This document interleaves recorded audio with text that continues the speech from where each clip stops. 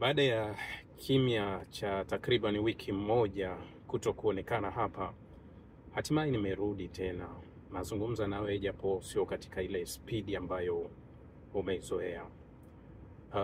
Ukimya wangu, nilikuwa naumwa na I'm still naumwa. Bado sijakaa sawa. Nadhani utagundua kiasi muonekano na sauti na vitu vingine. Na hata mara ya mwisho nimezungumza na wewe nilikujulisha kuwa hali yangu sio nzuri.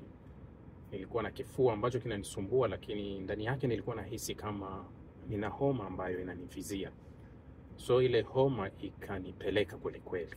Ikanipeleka, ikanifanya ikanilaza mara mbili. Mara mbili nimerudi hospitali kulazwa.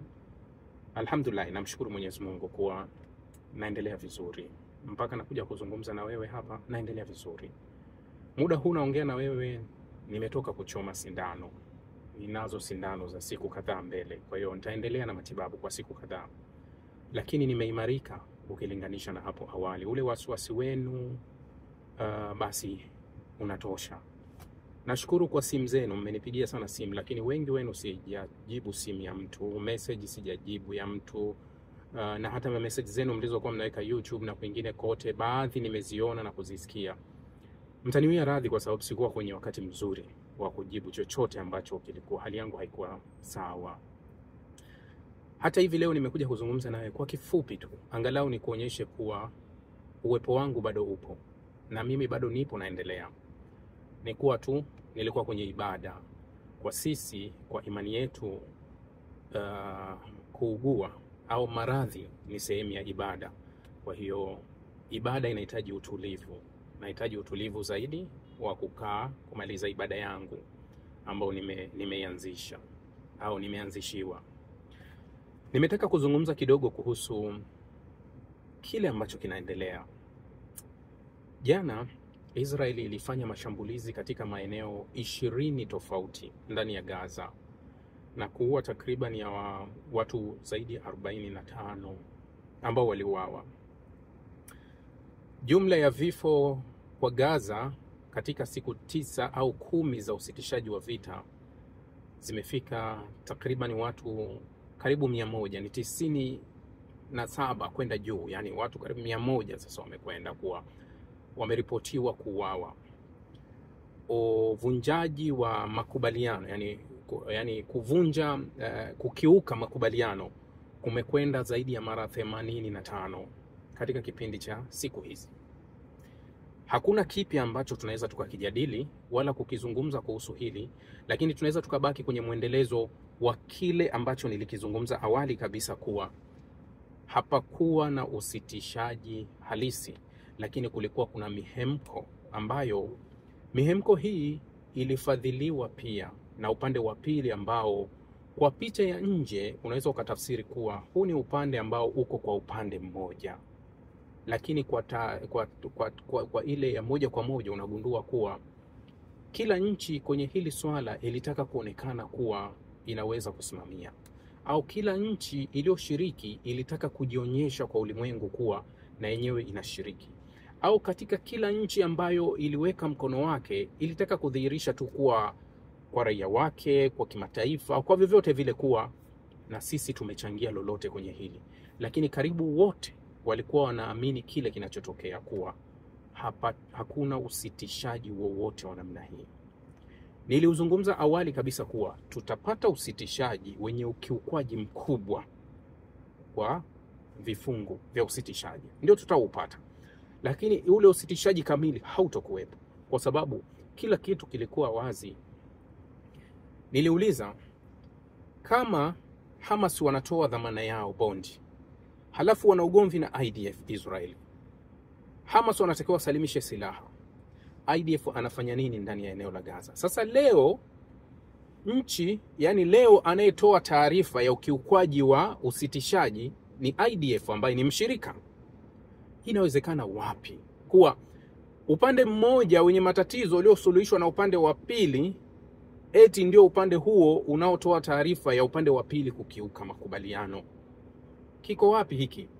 Lakini katika hili kuna kile ambacho nilikizungumza kidogo jana, nilipata muda wa kuzungumza, nikasema kuwa ndani yake kuna nchi zinazofahamika kama nchi za Kiarabu ambazo hata zenyewe kufikia haya makubaliano ambayo yalikuwa yanatoa sifa kwa baadhi ya nchi, ilikuwa ni pigo kwao kuonekana kuwa ni nchi fulani ambazo hawaelewani nazo. Kwa nini apate sifa Uturuki? Kwa nini apate sifa Qatar? Kwa nini apate kuwa Misri?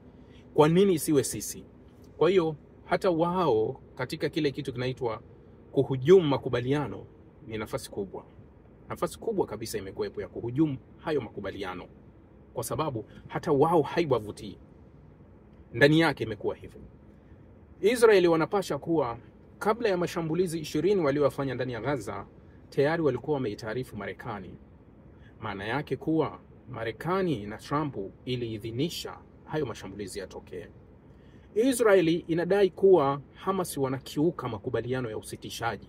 Kwa kutumia nini? Kipimo gani? Nani anaweza kutoa taarifa? IDF wametupa taarifa ngapi ambazo zimekuwa ni fake, ambazo hazina ukweli wowote katika kipindi chote cha vita?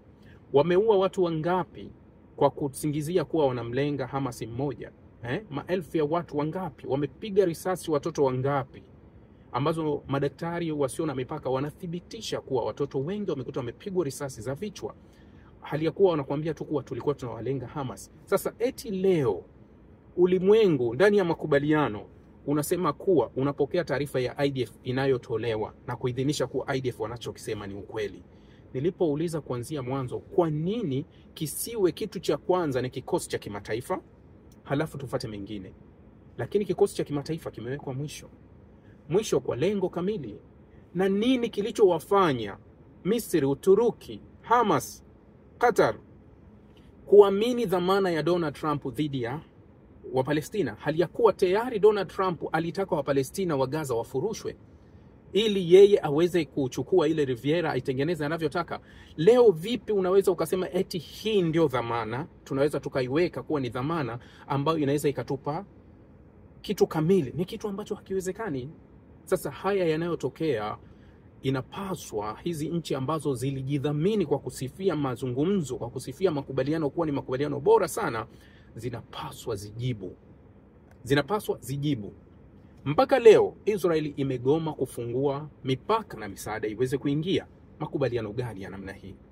Kwa nini Hamas walikubali haraka kuachia dhamana kubwa ambayo wameishikilia? Kwa sababu leo unapigana hali ya kuwa kuna dhamana ndogo. Unaweza kusema dhamana gani? Dhamana